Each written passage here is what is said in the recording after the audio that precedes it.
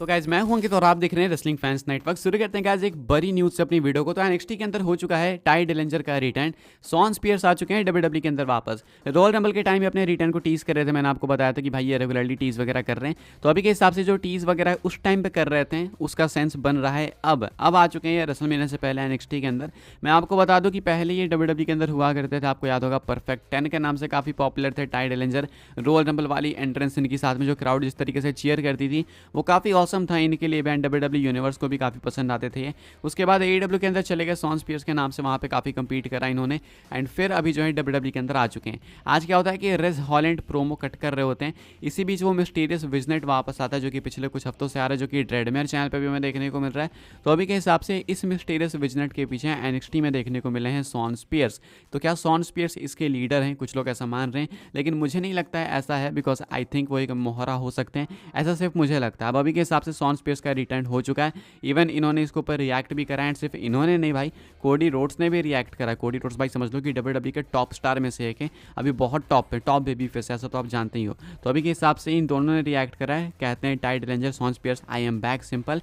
And Cody Rhodes का tweet भी काफ़ी सिंपल है, सिर्फ 10 लिखते हैं, यानी परफेक्ट 10। तो ये है कोडी का रिएक्शन इनके रिटर्न के ऊपर। And Cody and Shawn Spears की एडब्ल्यू के अंदर केमिस्ट्री भी रह चुकी है, आपस में कंपीट कर चुके हैं। एंड इवन एक जो इन्होंने लगाया था शॉन स्पियर्स ने कोडी रोड्स के ऊपर चेयर शॉट, वो भी काफ़ी सारे लोगों को अभी तक याद रहता है, जो कि भाई सीधा हेड के ऊपर चेयर शॉट था। तो वो काफ़ी डेंजरस भी था। तो अभी के हिसाब से लोग चाह रहे हैं कि वो चीज़ डब्ल्यूडब्ल्यू के अंदर वापस ना हो, जो कि होगी भी नहीं। एंड हमको पता है कि डब्ल्यूडब्ल्यू इन चीज़ों को अलाउ नहीं करती। वो अलग बात है कि कोडी ने सेम चीज़ करी थी अभी हाल फिलहाल में मंडे नाइट रॉ के अंदर एक सिक्योरिटी गार्ड के साथ, या फिर एनवाईपीडी ऑफिसर के साथ। जो भी था वो नकली साइन था, असली नहीं होगा। तो अभी के हिसाब से ये कुछ कोडी का रिएक्शन शॉन स्पियर्स के डब्ल्यूडब्ल्यू रिटर्न के ऊपर। एंड शॉन स्पियर्स का रिटर्न हो चुका है। अभी देखते हैं भाई आगे क्या होता है, क्योंकि फैंस का रिएक्शन अभी के हिसाब से तो बहुत ही अच्छा है। बाकी फ्यूचर बताएगा इनका डब्ल्यूडब्ल्यू के अंदर कैसा हो सकता है। आगे बढ़ते हैं गैस, बात करते हैं अगली स्टोरी के बारे में। शॉन स्पियर्स तो डब्ल्यूडब्ल्यू के अंदर आ गए, लेकिन अभी अगर कोई डब्ल्यूडब्ल्यू के अंदर आ सकता है तो वो है टामा टोंगा।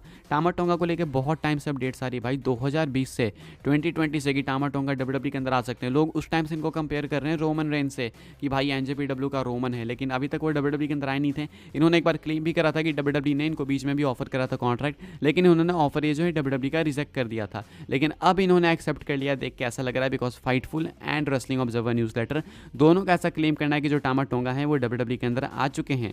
कहना है यहाँ पे रिपोर्ट के अंदर, WW sources have confirm that Alipate Aloisio Leone, पता नहीं कैसा नाम है, better known as Tama Tonga, is headed to the company. Report का कहना है कि डब्ल्यूडब्ल्यू सोर्सेस ने ऐसा इंडिकेट करा है, कंफर्म करा है कि टामा टोंगा डब्ल्यूडब्ल्यू के साथ साइन कर चुके हैं, अब कंपनी में आ चुके हैं। तो इसका मतलब ये नहीं कि इनका कल के कल ही डेब्यू हो जाएगा। हो सकता है डब्ल्यूडब्ल्यू इनको सेव करके रखे रेसलमेनिया के बाद के लिए, बिकॉज रेसलमेनिया के बाद भाई काफ़ी सारा डब्ल्यूडब्ल्यू को सब कुछ रिफ्रेश करना होता है, बिल्कुल पूरा प्रोडक्ट अपना। तो अभी के हिसाब से हो सकता है रेसलमेनिया के बाद के लिए डब्ल्यूडब्ल्यू इनको सेव करे।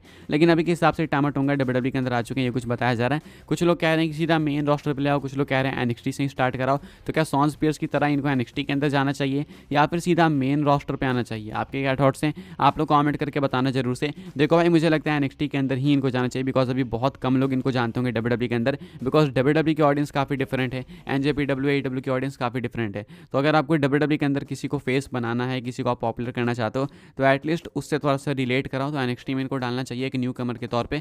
एंड उसके बाद इनको धीरे धीरे मेन रोस्टर पर लाना चाहिए, चाहे कितने ही एस्टैब्लिश्ड क्यों ना हो। जेड कारगिल की तरह, जिस तरीके से डब्ल्यूडब्ल्यू जेड कारगिल करा था, उस तरीके से भी ट्रीट कर सकते हैं चाहे तो ये सिर्फ कुछ एग्जांपल्स हैं। बाकी डब्ल्यूडब्ल्यू के अंदर डब्ल्यूडब्ल्यू के ऊपर डिपेंड करता है कि डब्ल्यूडब्ल्यू किस तरीके से प्रोडक्ट के अंदर इनको शामिल करती है। आगे बढ़ते हैं गाइस, बात करते हैं अगली स्टोरी के बारे में, जो कि एक बहुत ही मेजर स्टोरी है। एंड हमें पता है कि भाई हमें देखने को मिलेंगे फ्राइडे नाइट स्मैकडाउन के एपिसोड के अंदर Roman Reigns and the rock दोनों के दोनों ही, तो दोनों ही मेगा स्टार्स होने वाले हैं स्मैकडाउन में इस हफ्ते। एंड सिर्फ ये दोनों नहीं, बल्कि आपको कोडी रोड्स भी देखने को मिलेंगे। कोडी रोड्स के भी चांसेस बहुत ज़्यादा है, बिकॉज पीडब्ल्यू इंसाइडर ने कंफर्म कर दिया है कि कोडी रोड्स हमें स्मैकडाउन में देखने को मिलेंगे। रिपोर्ट है पीडब्ल्यू इंसाइडर की तरफ से, वहाँ पर इंडिकेट करा गया है कि प्लान है कोडी रोड्स स्मैकडाउन के एपिसोड के लिए। अब ऐसा भी हो सकता है कि कोडी रोड्स डार्क में रेसल करें, यानी कि डार्क मैच में compete करें, उसके भी चांसेस हैं। लेकिन फिर वो चीज़ कितनी सेंस बनाएगी अगर रोमन रॉक दोनों ही शो के अंदर हैं? तो बेटर है कि कोडी को जस्ट इंट्रोड्यूस करा दो भाई, कोडी को ले आओ, एक प्रॉपर कॉन्फ्रंटेशन दिखाओ। इसके बावजूद आपके पास बहुत कुछ बचेगा, because Seth Rollins and Cody versus Roman and rock वाली कॉन्फ्रंटेशन वो भी बाकी रह जाएगी। तो अभी कोडी अकेले भी चाहे तो आ सकते हैं मेरे हिसाब से। And specially Monday night raw में जिस तरीके तरीके से कोडी ने NYPD ऑफिसर्स पर अटैक करा, जो कि प्रोबेबली ब्लड लाइन नहीं भेजे थे बिकॉज पॉल हेमन लेकर आए थे। तो ऐसे में हो सकता है कि इसका जो है कुछ ना कुछ आपको रिएक्शन रोमन रॉक की तरफ से देखने को मिले स्मैकडाउन में। इमेजिन करो वो वाइब कितनी तगड़ी होगी जब रोमन एंड रॉक कोडी को पीट रहे होंगे, बिल्कुल वो माफिया के तौर पे जिस तरीके से अभी दिख रहे हैं, तो काफ़ी तगड़ा लगेगा एंड कोडी के लिए रिएक्शन भी काफ़ी वो बेटर करेगा। तो अभी के हिसाब से WWE शायद इस डायरेक्शन में जा सकती है because Cody Rhodes same SmackDown के लिए प्लान है जिससे स्मैकडाउन में रोमन रॉक होने वाले हैं एंड ये होने वाला है इसी वीक का स्मैकडाउन। आगे बढ़ते हैं गाइस, बात करते हैं अगली स्टोरी के बारे में जो कि है R-Truth को लेके एंड द मिज को लेके, यानी कि ऑसम ट्रूथ को लेके। तो ऑसम ट्रूथ भाई देखो मोस्ट लाइकली फेस करने वाली है जजमेंट डे को रेसलमेनिया के अंदर उनकी टैग टीम चैंपियनशिप्स के लिए एंड ये ऑलमोस्ट कंफर्म है कि होने ही वाला है। एंड अगर ये होगा तो हमें आउटकम भी ऑलमोस्ट मालूम है कि आउटकम क्या होगा। इसका आउटकम सिंपल है कि यहाँ पे R-Truth एंड द मिज जीत जाएंगे बिकॉज वैसे भी ऑसम ट्रूथ की काफ़ी हिस्ट्री है, साथ में जजमेंट डे के साथ इनफ इन्वॉल्व हो गए R-Truth एंड जजमेंट डे ने इनको इनफ ठुकरा भी दिया। तो अब R-Truth जो है वहाँ पे जाके वापस उनके साथ जो है टीम वगैरह तो नहीं बनाने वाले, तो काफ़ी सिंपल है कि इनके अगेंस्ट जाएंगे एंड अगर अगेंस्ट जाएंगे तो R-Truth को विक्ट्री मिलेगी एंड स्पेशली बिकॉज R-Truth ने रेसलमेनिया के अंदर कभी भी कोई मैच नहीं जीता है, तो ये चीज़ और ज़्यादा लाइकली हो जाती है। अब अभी R-Truth इस चीज़ को पॉइंट आउट करते हैं एंड वो कहते हैं कि उनको ये विक्ट्री चाहिए। वो अपने इंस्टाग्राम स्टोरी पे कुछ ये लगाते हैं, आप देख सकते हो कि शेयर करते हैं वो एक एडिटेड पिक्चर अनडिस्प्यूटेड टाइटल के साथ जहाँ पे कि वो हैं मिज हैं एंड यहाँ पे कैप्शन लिखते हैं we need this at WrestleMania 40, यानी कि कहते हैं कि हमें ये चीज़ रेसलमेनिया 40 में चाहिए, यानी कि undisputed tag team titles. Tag भी करते हैं यहाँ पे मिज वगैरह को WWE को भी। तो अभी के हिसाब से रॉन किलिंग्स यानी कि R-Truth ने बिल्कुल क्लियर कर दिया कि उनका एम यही है कि वो undisputed tag team championships WrestleMania के अंदर कैप्चर करें, जो कि होते हुए दिख भी रही है। अभी के हिसाब से वो बिल्कुल लाइकली है कि आपको होते हुए दिखेगा ही दिखेगा बिकॉज एक तो बहुत टॉप लेवल के बेबी फेस है भाई R-Truth। जिस तरीके से इनको रिएक्शन मिल रहा है भाई हम सबको पता है कि R-Truth भाई क्या क्या कर सकते हैं। बस इनको पहले से ऐसा रिएक्शन मिलता है, लेकिन अभी स्पेशली और ज़्यादा मर्ज सेल्स वगैरह भी इनकी पीक पे चली जा चुकी है। तो R-Truth वापस से अपने प्राइम में जा चुके हैं एक तरीके से, तो इनको टैग टीम टाइटल देना काफ़ी सेंस भी बनाता है एंड विथ मेज वो और ज़्यादा सेंस बनाएगा। बात करते हैं गाइस अपनी नेक्स्ट एंड फाइनल स्टोरी के बारे में एंड इसके ऊपर आप लोग अपने रिएक्शंस बताना जरूर से कमेंट करके।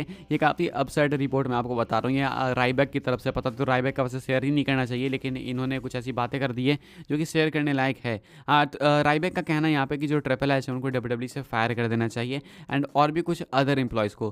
क्यों? इनका कहना है, इनका मानना है कि ये लोग भी जो है वो स्कैंडल वगैरह में इन्वॉल्व है, जो कि विंस मैकमैन के ऊपर एलिगेशंस लगे हैं, इसमें कहीं ना कहीं ये लोग भी इन्वॉल्व होंगे। इनका ऐसा क्लेम करना है कि ट्रिपल एच को भाई ऐसा तो नहीं है कि पता ही नहीं होगा, एंड अगर पता है तुम उस चीज़ को दबा रहे हो यानी छुपा रहे हो, इसका मतलब सिंपल है कि तुम उसको रिवील नहीं करो, तो उसको दबाने की कोशिश कर रहे हो। इवन प्रेस कॉन्फ्रेंस में भी उसके ऊपर तुमने बोलने से कमेंट करने से मना कर दिया। तो अभी के हिसाब से तुम उस चीज़ को एक तरीके से डायरेक्टली इनडायरेक्टली कुछ भी कह लो सपोर्ट ही कर रहे हो। तो ऐसे में TKO को ट्रिपल एच को फायर कर देना चाहिए, ऐसा कुछ कहना है राइबैक का। TKO यानी WWE एंड UFC का जो मर्जर हुआ है उसको। तो अभी के हिसाब से भाई ये कुछ राइबैक का कहना है एंड ये क्लेम करते हैं कि इन्हें पूरा बिलीव है कि जो ट्रिपल एच हैं वो भी इस चीज़ में फंसे होंगे, एलिगेशन लगाते हैं ट्रिपल एच के ऊपर। अब मुझे नहीं लगता है भाई कि इनकी बातें ज़्यादा सेंस बनाती है, मैं ये नहीं कह रहा कि ऐसा हो ही नहीं सकता, लेकिन ये क्योंकि राइबैक ने बोली है तो मैं ये बात नहीं मानूंगा बिकॉज राइबैक कुछ काफ़ी उल्टा बकते हैं।